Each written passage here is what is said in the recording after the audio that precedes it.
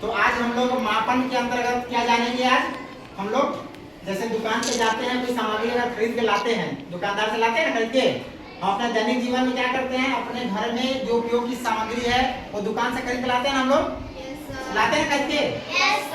दुकान जाते हैं आप लोग लाने के लिए। जाते हैं तो आपके पास इतनी जानकारी होनी चाहिए कि कैसे हम रुपया पैसा लेके जाते हैं और दुकानदार सही तरीके से सही कीमत लेकर के आपको सामान दे दे। ठीक है, तो आज हम लोग एक गतिविधि करेंगे। आप लोगों में से ही हमारे पास एक दुकानदार है और आप लोगों में से एक आदमी ग्राहक बन के आएंगे। ठीक है, और आप सामान खरीदेंगे और हम देखते हैं कि कैसे आप लोग दुकानदार से सामान खरीदते हैं और दुकानदार आपको कैसे सही मात्रा में आपको सामग्री देता है और फिर पैसा आपको वापस करता है। ठीक है, तो आप लोगों में से एक व्यक्ति आ जाइए जिनको सामग्री चाहिए। ठीक है, हमारे पास आज की दुकान में दुकानदार के पास सामान कौन सा है, केवल दाल है। और दाल की कीमत क्या है, 100 रुपये केजी है। 100 रुपये केजी है दाल का कीमत। ये मिश्रित दाल है, सब कुछ मिला हुआ इसीलिए महंगा है। ठीक है, और इसमें से आपको सामान खरीदना है। तो आ जाइए एक आदमी यहाँ पे आइए। तो आप लोग देखेंगे ये कि कैसे ग्राहक दुकान पे जाता है सामग्री खरीदता है। बोलिए भैया दाल है और कितना कैसे किलोग्राम बताइए। 100 रुपये किलोग्राम है। ठीक है, 100 रुपये किलो है। ठीक है, 100 ग्राम। ठीक है, सामान दीजिए। चलिए, तो आप देख रहे हैं कि एक ग्राहक है, दुकानदार से 100 ग्राम दाल खरीद रही है और दुकानदार इसको जो ग्राहक है उनको सामान दे रहे हैं।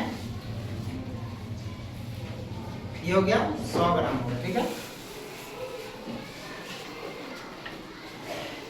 अब दुकानदार सामग्री का वजन करके दुकान ग्राहक को दे रहे हैं।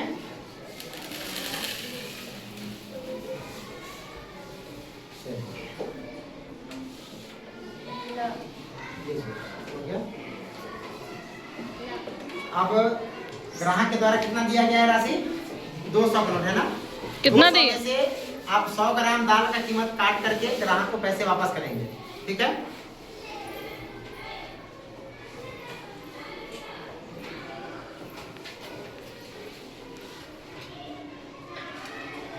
कितना बताइए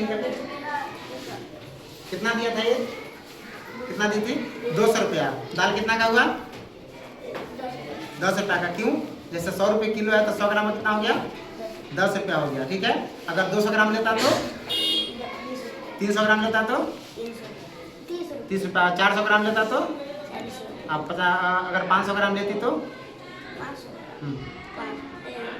50 रुपये। ठीक है, तो आप मिला लीजिए। आप 200 का नोट दिए थे कि आपके पास कितना है, 190 रुपया। 190 है आपके पास, मिलाइए इसको।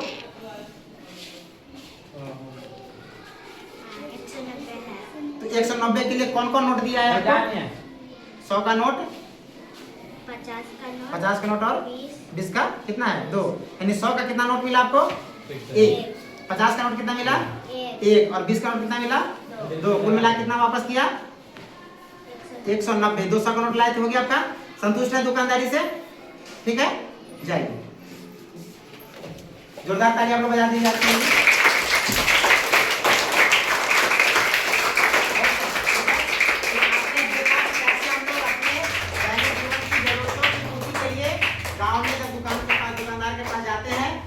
सामान खरीदते हैं तो हमारे पास इतनी जानकारी होनी चाहिए कि कितना रुपए किलो कोई सामान है, उसके लिए कितना वजन के लिए कितना पैसा देना होगा, ये आपको पता होना चाहिए। नहीं तो दुकानदार आपको बेवकूफ बना करके आपसे ज्यादा मुनाफा कमा लेगा।